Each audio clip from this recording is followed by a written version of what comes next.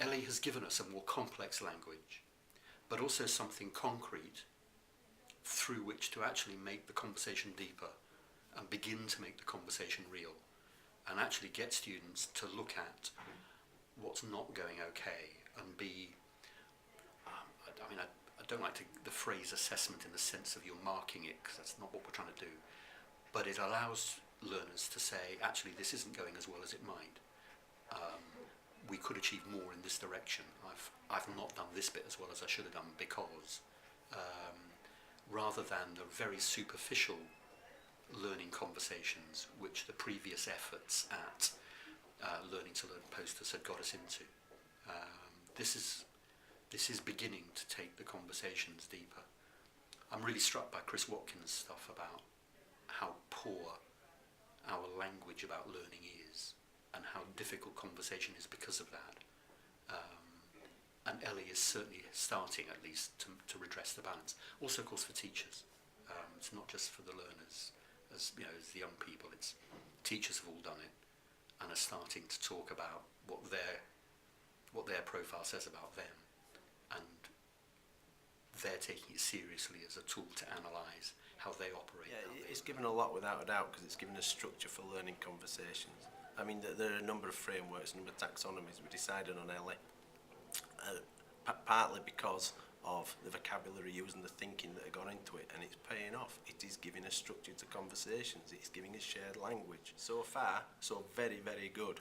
A million good reports, some amazing mentoring conversations during a recent review day with parents about ELLI, and parents very excited about it. So I use the ELLI diagrams on review day, which is something that we have once a term with all the learners. Previously, we would have used the progress reports in conversation with the learners and the parents, which gave us current levels, target levels, and whether the learners are on or off target.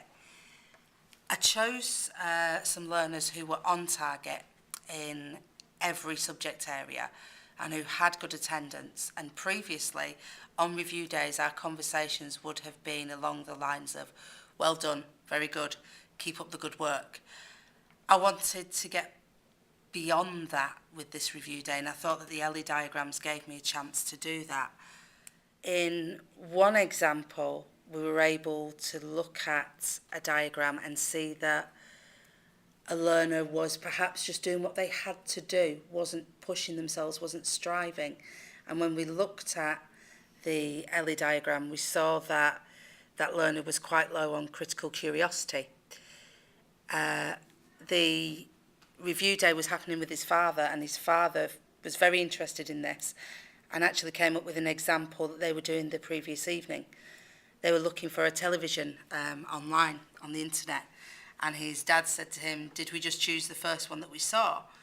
And the learner said, no, we carried on looking to find one that was better and at a better price.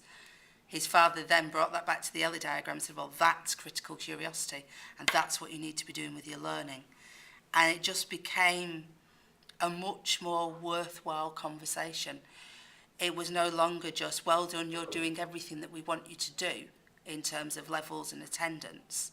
It was much more about the learner as a whole and where are your strengths as a learner, what do you perhaps need to work on. And the parents found it very, very useful. I had a father in on one and an elder sister on another, and they actually enjoyed using the ELLI diagrams. They found it gave them a vocabulary and something to focus on, to actually look at how their child was doing in school, how they were learning. And they took it outside of school as well to use examples in there. Our learners can show so much resilience at getting to the next level of a computer game that they just then don't transfer into learning in school. And hopefully that's something that the ELLI diagrams will pick up on as well. We had to go on the computer and do a sort of questionnaire about what sort of how we learn, like if we learn by doing things, if we learn by listening, or if we learn by like seeing things and writing stuff down. And then when we finished the questionnaire, it came up with this little spider diagram. It was kind of like 8 points, and then they were all joined together with a sort of like blue shape. that told you if you were creative, if you were if you were able to social, if you could play with ideas, if you could react to different situations well. And I was quite pleased with mine. It was not all the way at the top and everything, but it was quite good. It was no more On my survey, my spider diagram, I was really good at the learning relationships and the tactical awareness, but on my other things I wasn't too good at it, and it made me want to get better, which has made me work a lot more in class and think more. So it's improved my learning just by doing that survey.